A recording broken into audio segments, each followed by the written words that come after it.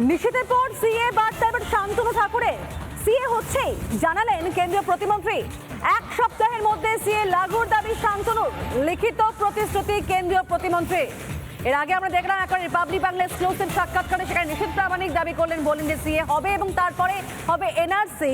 আর এবার দেখা যাচ্ছে নিষেধ প্রামাণিকের পর সিএর বার্তা শান্তনু ঠাকুরের মুখেও। সিএ হচ্ছেই এমনটাই জানালেন কেন্দ্রীয় প্রতিমন্ত্রী। এক সপ্তাহের মধ্যে সিএ লাগুর দাবি করছেন শান্তনু ঠাকুর। কি বললেন তিনি, শুনবো আমরা। শান্তনুবাবু, বাংলার মানুষ জানতে চাইছেন, আপনারা তো অনেক দিন ধরে বলে আসছেন সিএ ইমপ্লিমেন্ট হবে হবে হবে, কবে হবে? দীর্ঘ 65 বছরে যেটা সমাধান হয়নি সেটা অবশ্যই একটা বিস্ময়ের বিষয়। ভারতবর্ষের জিওগ্রাফি যদি ধরা হয়, সেই জিওগ্রাফিতে তার যে যুক্তরাষ্ট্রীয় কাঠামো, স্বাভাবিকভাবে ভৌগোলিক অবস্থান, ধর্মীয় অবস্থান, সামাজিক অবস্থান, নীতির অবস্থান, এগুলো বিচার করে সিএর ইমপ্লিমেন্টেশন করতে হবে। হঠাৎ করে সিএ ইমপ্লিমেন্টেশন করে দিলাম আর দেশের ভিতরে একটা উত্তাল অবস্থান তৈরি হলো, সেটা তো নয়। অবভিয়াসলি হোম মিনিস্ট্রির পক্ষ থেকে এই সময়টা নেওয়া হয়েছে যাতে ভারতবর্ষে সিএ ইমপ্লিমেন্টেশন হলে জাতিগত বিদ্বেষ, রাজনৈতিক বিদ্বেষ, ধর্মীয় বিদ্বেষ, সামাজিক বিদ্বেষ, ল্যাঙ্গুইস্টিক বিদ্বেষ, এইগুলো যাতে তৈরি না হয় তার জন্য সময় নেওয়া হয়েছে।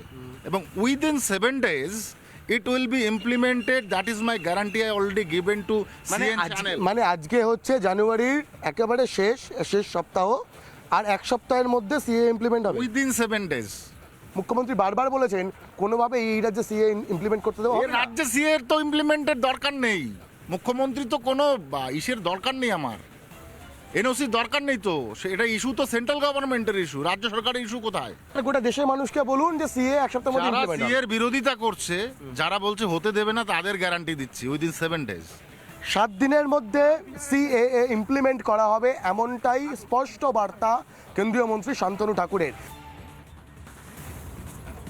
একদিকে দেখা যাচ্ছে ভারতবর্ষে সিএ লাগু হবে এমনটাই পুরো গ্যারান্টি দিয়ে বলেন শান্তনু ঠাকুর। তবে এটা প্রথমবার নয়, এর আগেও কিন্তু একাধিক বিজেপি নেতৃত্বের মুখে একই কথা শোনা গেছে। এবং একবারে সম্প্রতি আমাদের জানতে চাই বাংলা অনুষ্ঠানে, সেখানেই একেবারে এই একই মন্তব্য করতে শোনা গিয়েছিল কেন্দ্রীয় প্রতিমন্ত্রী নিষেধ প্রামাণিককে। তিনিও আমাদের সিনিয়র এডিটর স্বর্ণালী সরকারকে জানিয়েছিলেন যে সিএ হবে এবং তারপরেই হবে এনআরসি। শোনাবো। দেখুন, প্রথম কথা বলবো, আপনারা জানেন যে সিটিজেনশিপ অ্যামেন্ডমেন্ট অ্যাক্ট হয়েছে এবং খুব তাড়াতাড়ি সিএ লাগু হতে চলেছে। এটা আপনাকে আজকে অন ক্যামেরা বলে যাচ্ছি। এবং সিএ লাগু হওয়ার পরেই পরিষ্কার হয়ে যাবে যে কাদের অনুপ্রবেশ ঘটেছে, কারা অনুপ্রবেশের মদত দিয়েছে এবং কারা কারা অনুপ্রবেশকারী, সেটা কিন্তু একেবারে পরিষ্কার চিত্র আমাদের সামনে চলে আসবে।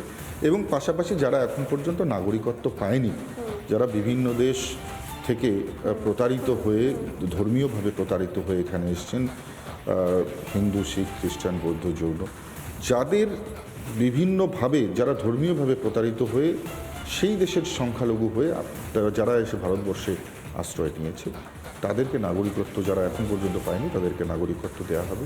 পাশাপাশি যারা অবৈধভাবে এখানে বসবাস করছে তাদেরকেও। তার জন্য তো তাহলে এনআরসি করতে হবে, মানে কোনটা আগে, সিএ না এনআরসি? তাহলে দেখুন, আমার উত্তরটা হচ্ছে যে আমরা যে অ্যাক্ট হয়েছে, আমরা সিএ যে অ্যাক্ট হয়েছে সেটাকে আমরা ইমপ্লিমেন্ট করব। সেটা কি 2024-এর ইলেকশনের আগে? ইমিডিয়েট সেটা আমরা করব, নিশ্চিতভাবে আমরা 24-এই করব। অর্থাৎ ফের সিএ নিয়ে সরব হচ্ছেন একের পর এক কেন্দ্রীয় মন্ত্রী। আর থেকে এই নিয়ে বিজেপির সাধারণ সম্পাদক জগন্নাথ চ্যাটার্জি, তিনি কি বলছেন? এরপরে দেখুন কি পরিস্থিতি তৈরি হয়। এবং আমরা তো বারবার যেটা বলে আসছিলাম যে 2024 সালে প্রধানমন্ত্রী পদের কোনো ভ্যাকেন্সি নেই, প্রমাণ হচ্ছে আবার।